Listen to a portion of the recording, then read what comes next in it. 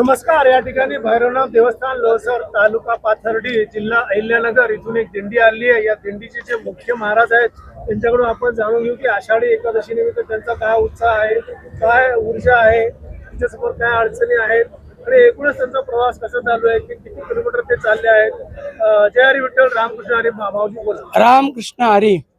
आम्ही वैभव संपन्न कालभैरवनाथ देवस्थान लोहसर खंडगाव पंचकृषीच्या वतीनं प्रतिवार्षिक सालाबाद प्रमाणे दिंडी सोहळा लोहसर खंडगाव ते पंढरपूरपर्यंत हा असणारा दिंडी सोहळा चालू असतो।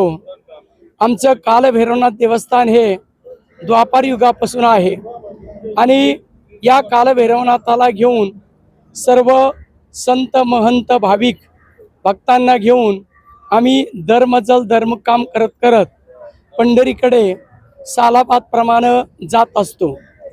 महाराष्ट्रामध्ये आमची एक वैशिष्ट्यपूर्ण दिंडी आहे। त्या दिंडीमध्ये देशभक्ती देवभक्ती म्हणून आम्ही या ठिकाणी धर्मध्वज तर घेतच आहोत, म्हणजे भगव्या झेंड्याबरोबर आम्ही सर्व भाविक भक्त चालतो, वारकरी चालतो।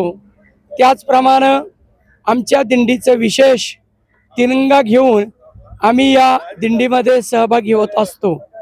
आपण हजारो दिंड्यामध्ये फक्त भगवा ध्वज आहे, तिरंगा ध्वज कुठेही तुम्हाला दिसणार नाही। आमच्या दिंडीचा दररोजचा नित्यनेम असा आहे, भगवंताची दररोजची महाआरती होते आणि महाआरती झाल्यानंतर सकाळी ध्वजगीत होऊन या दिंडीसाठी प्रारंभ होत असतो। नंतर संध्याकाळी दिंडी मुक्कामाला जाण्याच्या वेळेस विराम घ्यायच्या वेळेस राष्ट्रगीतानंच आमच्या या दिंडीचा समारोप या ठिकाणी होत असतो। प्रतिवार्षिक दिंडीला जात असताना आमच्या दिंडीमध्ये व्यसनमुक्तीचे वेगवेगळे उपक्रम आम्ही या ठिकाणी राबवत असतो। त्याचप्रमाणे सर्व वारकऱ्यानं प्रवास करत असताना स्वच्छता पण राखावी, संपूर्ण असणारी शिस्त पाळावी, आमच्या या दिंडीचं विशेषत्व आहे। त्याचप्रमाणे आज आपण पाहतो राज्यामध्ये महाराष्ट्रामध्ये या ठिकाणी बऱ्याच ठिकाणी स्त्रीभ्रूण हत्या या ठिकाणी होत आहे। म्हणून आम्ही वारकऱ्यामध्येच सर्वांना असा संदेश देतो की लेक वाचवा। लेक जर वाचवली तर भविष्य काळामध्ये तरुण पिढीचा संपूर्ण मोठा प्रश्न या ठिकाणी मिटल्याशिवाय राहणार नाही। म्हणूनच आमची ही कालभैरवनाथाची दिंडी अत्यंत शिस्तप्रिय आहे।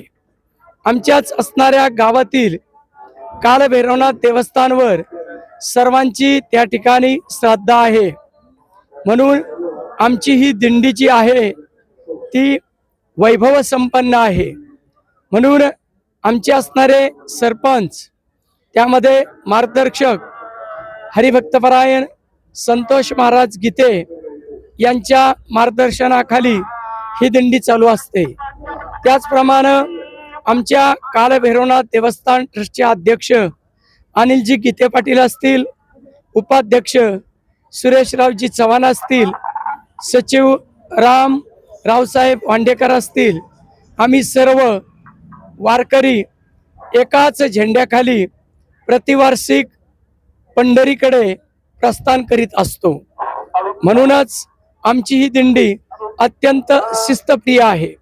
कारण तुकोबारायांनी सांगितलंय, यारे यारे लहान थोर याती भलती नारी नर। म्हणून सर्वांना घेऊन आम्ही या ठिकाणी पंढरीकडे प्रस्थान करीत आहोत। रामकृष्ण हरी। बरं माऊली, मला हे विचारायचं आहे की आषाढी एकादशीला आणखीन एक नाव आहे, सांगता येईल का काय नाव आहे? त्याला शयनी एकादशी, देवशयनी एकादशी। बरोबर आहे। एकूण किती एकादशी असतात एका वर्षात? पूर्ण 24 एकादशी असतात। बरं, 4-5 एकादशीचे नाव सांगता येईल का? योगिनी एकादशी, स्मार्त एकादशी, यामिनी एकादशी, देवशयनी एकादशी, आषाढी एकादशी, कार्तिक एकादशी असे संपूर्ण 24 एकादशीचं पुण्यफल प्राप्त होण्यासाठी वारकऱ्यांनी या 24 एकादशीचा उपवास करावा. बरं, आता कसं आहे माहिती का की आषाढी एकादशी म्हणजेच त्याला आपण देवशयनी एकादशी म्हणतो. या देवशयनी एकादशी पासून आपले लाडके प्रिय भगवान विष्णू पांडुरंग विठ्ठल हे योगनिद्रेमध्ये जातात. 4 महिन्यासाठी ते योगनिद्रेमध्ये जातात.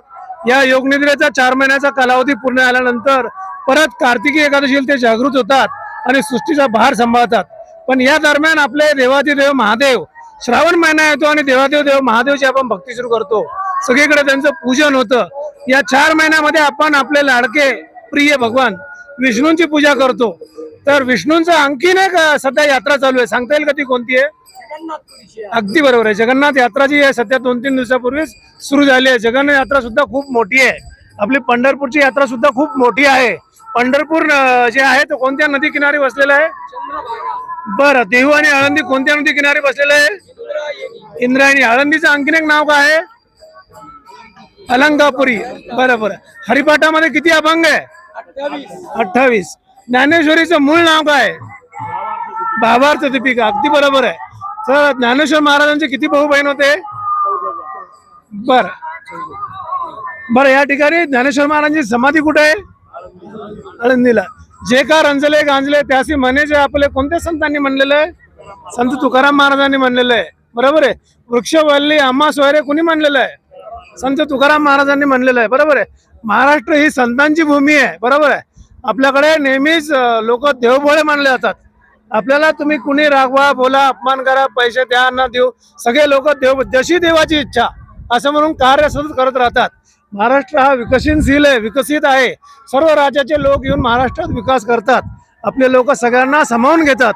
हृदय मोठं आहे कारण सगळे देवावर विश्वास ठेवणारे लोक आहेत. बरोबर आहे. धन्यवाद. रामकृष्ण हरी. जय हरी विठ्ठल माऊली. धन्यवाद.